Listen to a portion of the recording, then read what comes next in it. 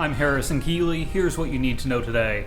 First, a local mom has been charged in a child abuse case after her 3-year-old daughter was raped and killed. Tatiana Emerson died of blunt force trauma to the head at Econo Lodge in August. Her brother TrayVon also told police he was repeatedly beaten by his mom's boyfriend. Until now, 35-year-old Rhasean Lowry was the only person charged in the case. Now the children's mom, Melanie Emerson, has been charged with aggravated child endangerment. She's in jail on a $25,000 bond. She's scheduled to appear in court May 6th. A dead body has been found floating in an area lake. The Franklin County Sheriff's Office says the body was found in Timms Ford Lake over the weekend. Authorities identified the man as Mark A. Dye of Shelbyville. They believe he died accidentally, although an investigation is ongoing. A man accelerated into a pole and died in a parking lot outside a sports bar in East Brainerd Tuesday. Police say 53-year-old John Woodley was seen staggering out of Fanatics. Then he backed into several other cars and crashed into the pole. Now authorities are investigating whether he was overserved at the bar. Last month, a Fanatics bartender drove her car into a firefighter who was helping to direct traffic.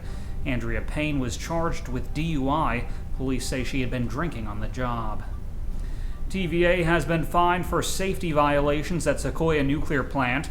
Federal regulators have slapped the utility with a $70,000 fine. It's the first such penalty in 14 years at an operating TVA nuclear plant. The fine comes after contract workers who were supposed to be watching for fires at the plant in 2012 did not do their jobs. They tried to cover up the failure by falsifying records.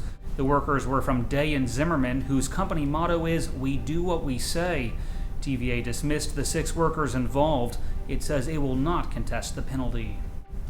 Important evidence is missing in a criminal investigation against the brother of a state representative.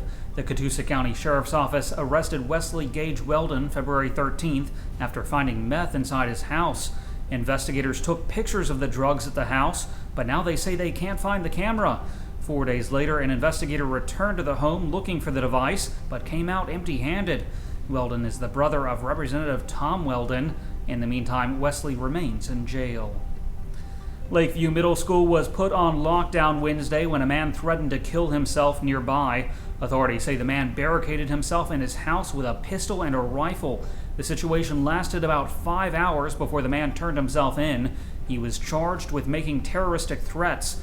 His wife was also arrested and charged with obstruction. Aggravated assault charges against a Chattanooga bondsman have been dismissed. Charles Key was arrested last month after he fired at a car near the H&H grocery. Now a judge has ruled that Key acted within his rights as a bondsman. However, one charge of reckless endangerment has been bound over to a grand jury. Chattanooga police have identified the teen shot on Orden Street Tuesday night. Authorities say 19-year-old Henry D. Pope was shot around 10 p.m. He's expected to survive. Anyone with information is asked to call the police. A Nashville police lieutenant has resigned after he kicked a subordinate in the groin. Police say Lieutenant Wayne Skinner got into a heated discussion about gun rights with Sergeant David Humes. Skinner was a 13-year veteran of the force. A criminal investigation is ongoing. Finally, there's a new coffee shop on the North Shore. Revelator Coffee has opened in the Nautilus building on Fraser Avenue. The 1940s building was also renovated to include 9 new apartments. Turning to weather, today will be cloudy with a high near 66 degrees. Tonight's low will be around 50. That's it for today's news. Thanks for being with us. You can find more on these stories and breaking news all day long at timesfreepress.com.